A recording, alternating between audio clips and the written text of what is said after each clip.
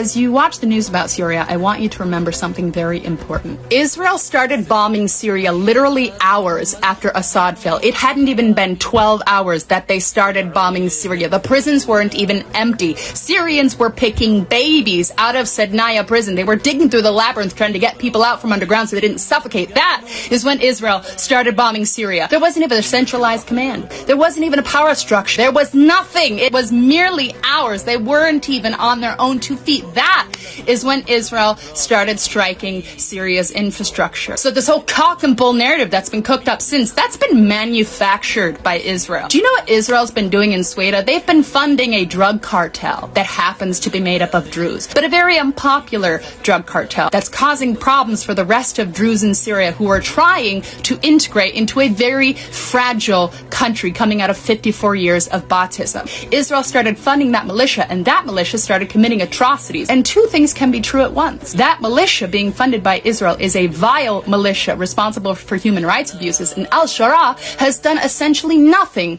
to expel sectarianism from the Syrian Arab army. Now, twice with Alawites and now with Druze. But guess what, Israel? You're not the fucking mayor of the Middle East. Syria should be supported by the international community to hold human rights abusers within the Syrian government accountable.